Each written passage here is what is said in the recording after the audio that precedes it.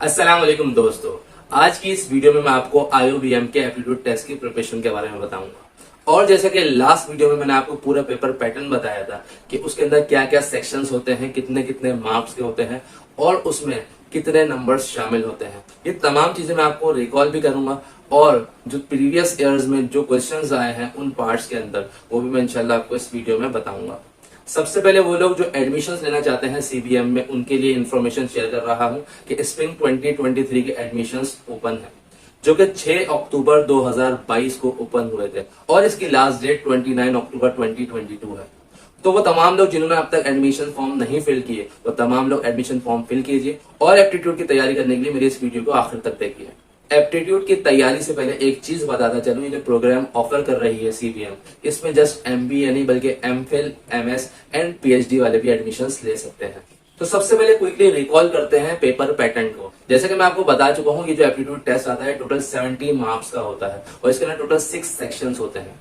पहला सेक्शन विकेबलरीज का होता है जिसमें टोटल 25 विकेबलरीज आती हैं और उसके लिए 10 मिनट का टाइम दिया जाता है आपको। दूसरा स्ट्रक्चर एंड राइटिंग एक्सप्रेशंस का होता है जिसमें आपको ग्रामेटिकल मिस्टेक्स भी निकालनी होती है उस पैराग्राफ में जो आपको दिया होता है। इसके अंदर टोटल 15 क्वेश्चन होते हैं, इसके लिए आपको 5 मिनट का टाइम दिया जाता है।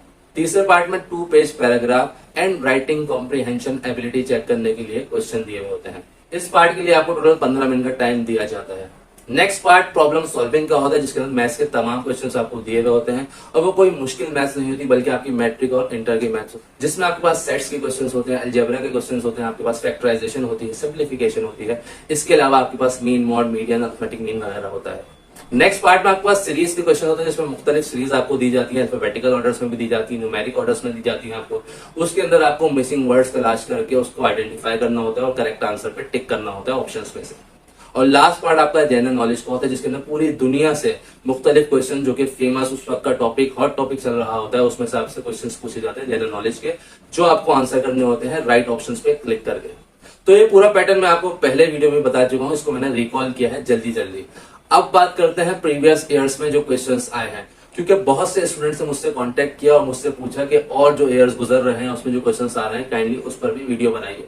तो मैंने सोचा कि पिछले 3 साल के जो क्वेश्चंस आए हैं उस तमाम को इस वीडियो में कवर करूं। तो सबसे पहले बात करते हैं विकेबलरी सेक्शन की। इसके अंदर आपको मुख्तलिफ विकेब्स दी जाती हैं जिसके सेम वर्ड्स आपको ऑप्शंस में से तलाश करने होते हैं। मैं अगर आपको मिसाल दूं पास्ट पेपर्स में से कि कैसे क्वेश्चंस आते हैं, तो लाइक साइनोनिम्स फॉर एयर क्या होगा, तो बहुत सारे ऑप्शंस आपको दिए हुए होंगे जिसमें एटमॉस्फेयर भी दिया जा सकता है एक ऑप्शन, विंड भी दिया जा सकता है आपको एक ऑप्शन, ओजोन भी दिया जा सकता है एक ऑप्शन। तो ये तीनों आंसर राइट हैं। इनमें से जो भी आंसर वहां पे मौजूद हो उस पर आप टिक कर सकते हैं। इसके अलावा अगर फ्रूटफुल वहां पे लिखा हो तो उसके ऑप्शंस में या तो प्रोडक्टिव होगा या फर्टाइल होगा, जिस पर आप टिक कर सकते हैं। इसके अलावा लॉयल, फेथफुल एंड डिवोटेड। इसके अलावा कनिंग, शार्प एंड स्लिक। इसके अलावा ओल्ड, एजेड एंड सीनियर। ये तमाम जो मैंने आपको विकेट्स बताई हैं इसमें से एक ऑप्शन आपके पास क्वेश्चन में होगा और लिखा होगा कि इसका सेम वर्ड नीचे ऑप्शंस में तलाश कीजिए, और बाकी जो मैंने एक के अलावा बताया वो ऑप्शंस में आपके पास उसमें से कोई एक आंसर मौजूद होगा जिसको आपको राइट टिक करना होगा। इसी तरीके से तमाम क्वेश्चंस आते हैं जिसके सेम वर्ड्स आपको उसके ऑप्शंस में देखना होता है और उस पर टिक करना होता है। ये सेक्शन बहुत आसान होता है अगर आपको सेम वर्ड्स मालूम हो। इसके बाद बात करते हैं स्ट्रक्चर एंड राइटिंग एक्सप्रेशंस की। इस सेक्शन में आपको एक स्टोरी बताई गई होती है, उसका बिगिनिंग, मिडिल और एंड आपको गौर से पढ़ना होता है। अगर आपसे उसका बिगिनिंग और एंड भी पढ़ लें तो आपको स्टोरी पूरी समझ में आ जाती है। उसके अंदर ग्रामेटिकल मिस्टेक्स होती हैं बहुत सारी जो आपको ठीक करनी होती है। इसके बाद नेक्स्ट पार्ट होता है paragraph and writing ability comprehension का। पैराग्राफ 2 पेजेस का होता है जिसके अंदर एक बहुत बड़ी स्टोरी होती है। अगर आप उस स्टोरी को समझने बैठेंगे तो शायद टाइम खत्म हो जाए, आपको उसके क्वेश्चंस को आंसर करने का टाइम ना मिले। तो बेहतर है जो उसके अंदर मेन पॉइंट्स हो उसको समझा जाए और उसको देखते हुए क्वेश्चंस के आंसर्स किए जाएं।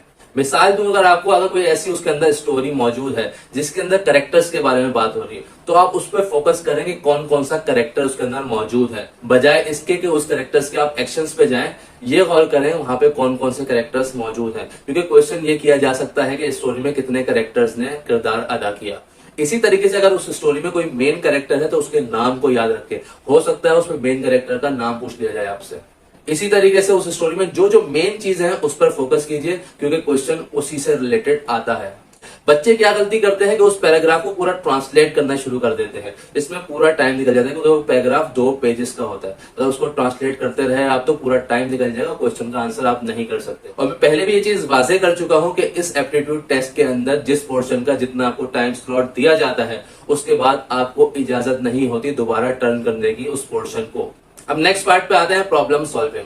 ये मैथ्स का बहुत आसान पेपर होता है जिसके अंदर आपसे मैट्रिक की और इंटर की मैथ्स के सवालात किए जाते हैं। जो लोग मैथ्स से मींस प्री इंजीनियरिंग से वाबस्ता है उनके लिए तो बहुत आसान होता है ये पोर्शन, लेकिन जो प्री मेडिकल से वाबस्ता है उनके लिए थोड़ी सी डिफिकल्टीज होती है, तो उनको थोड़ी प्रैक्टिस करनी पड़ेगी मैट्रिक की मैथ्स की और इंटर की मैथ्स की। मैं कुछ क्वेश्चंस हैं जो आपको बता देता हूं जो पेपर्स में आते हैं लाजमी, जिसके अंदर परसेंटेज के क्वेश्चन होते हैं आपको, जिसमें आपको परसेंटेज निकालनी होती है। सेट्स के क्वेश्चन होते हैं जिसके अंदर आपको सेट्स बनाने होते हैं, मुख्तलिफ किस्म की जो सेट्स की टाइप्स होती हैं आप पढ़ेंगे मैट्रिक की मैथ्स में तो आपको सामने मिल जाएंगी। अलजेब्रा के क्वेश्चन होते हैं, उसके अंदर आपके पास सिंप्लीफिकेशन के क्वेश्चन होते हैं, फैक्टराइजेशन के क्वेश्चन होते हैं आपके पास, अर्थमेटिक मीन के क्वेश्चन होते हैं आपके पास, मॉड्यूलस के क्वेश्चन होते हैं आपके पास। इसके अलावा परफेक्ट स्क्वायर या परफेक्ट क्यूब के क्वेश्चन होते हैं जिसमें आपको फॉर्मूले में बंद करना होता है उस पूरी सीरीज को जो कि मेंशन की हुई होती है वहां पे। ये क्वेश्चन ज्यादा डिफिकल्ट नहीं होते। अगर आप मैट्रिक की बेसिक मैथ्स और इंटर की बेसिक मैथ्स पढ़ लें और जो मैंने आपको क्वेश्चंस बताए हैं उनकी दो क्वेश्चंस की भी प्रैक्टिस कर लें तो आप बाआसानी इन क्वेश्चंस को सॉल्व कर सकते हैं। इसके अलावा बात करते हैं नेक्स्ट पार्ट की जो कि सीरीज पर मबनी होता है। इसके अंदर मुख्तलिफ सीरीज आपको दी हुई होती है और आपको जो मिसिंग वर्ड्स होते हैं बीच में उसको ऑप्शंस में देख के आइडेंटिफाई करना होता है और राइट आंसर पे टिक करना होता है। कुछ सीरीज की जो एग्जाम्पल्स है प्रीवियस पेपर्स में आ चुकी है वो मैं आपको बता देता हूँ यहाँ पे। लाइक एक क्वेश्चन आया कि 2, 1, 1/2, 1/4, डैश। अब आपको ये सीरीज दिख रही है कि 2 के बाद 1 आ रहा है, 1 के बाद आधा आ रहा है, उसके बाद फिर आधा हो रहा है, तो जाहिर सी बात है नेक्स्ट उससे भी आधा होगा, मींस 1/8। तो इसका आंसर होगा 1/8। तो लाइक एक और सीरीज है 7, 10, 8, 11, 9, 12, उसके बाद क्या आएगा? तो जाहिर सी बात है अगर आप सीरीज पे गौर करें तो उसके बाद 10 का नंबर आता है। इसी तरीके से एक क्वेश्चन आया F2, उसके बाद डैश, उसके बाद D8, C16 एंड B32। तो आप इस पे गौर करें तो इसमें ABCD के साथ न्यूमेरिक फॉर्म भी चल रही हैं। तो अगर आप राइट साइड से जाएं तो ABCDE ऐसे चल रहा है और लेफ्ट साइड से देखें तो नंबर की सीरीज चल रही है। तो आपको उसमें सिर्फ मैच करना है, यहां से जो अल्फाबेट की सीरीज चल रही है उसमें किस अल्फाबेट का नंबर आएगा और यहां से जो नंबर की सीरीज चल रही है उसमें कौन सा नंबर आएगा, तो वो राइट आंसर हो जाएगा। जैसे कि इसमें जो राइट आंसर है वो E4 है।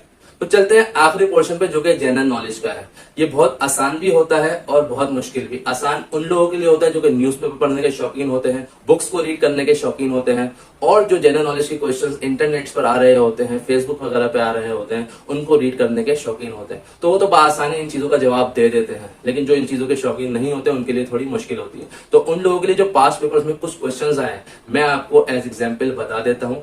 आप उससे सेम क्वेश्चन जो लिंक करते हैं वो इंटरनेट से खुद भी पढ़ सकते हैं अपने एप्टीट्यूड की तैयारी के लिए। लाइक में कुछ क्वेश्चन बताता हूँ जो पास्ट पेपर्स में पूछे गए हैं कि न्यूजीलैंड का कैपिटल क्या है, पाकिस्तान का डिफेंस मिनिस्टर कौन है, कौन सा प्रोविंस है जो पाकिस्तान में सबसे बड़ा है, डॉलर का कन्वर्जन रेट आज के दिन क्या है, मींस जिस दिन एप्टीट्यूड टेस्ट होगा आपका उस दिन डॉलर का कन्वर्जन रेट इन रुपीस क्या है। हो सकता है वो इन रुपीस आपसे ना पूछे, किसी और करेंसी में पूछ ले, तो आपको मेन कंट्रीज की करेंसीज के बारे में कन्वर्जन पता होनी चाहिए। इसके अलावा ओलंपिक फ्लैग्स में कितने रिंग्स होते हैं, उस रिंग्स में कौन कौन से कलर्स होते हैं और कौन सा कलर कौन से कॉन्टिनेंट को डिनोट करता है, ये तमाम चीजें पूछी जा सकती हैं। क्वांटास एयरलाइन किस कंट्री की है, सन से नियरेस्ट प्लेनेट कौन सा है, ऑस्ट्रेलिया का कैपिटल क्या है, टर्की का न्यू नेम क्या है, लैंड ऑफ राइजिंग सन किस कंट्री को कहा जाता है और coldest country in the world कौन सा मुल्क है। ये तमाम क्वेश्चंस वो हैं जो कि पास्ट पेपर्स में पूछे जा चुके हैं।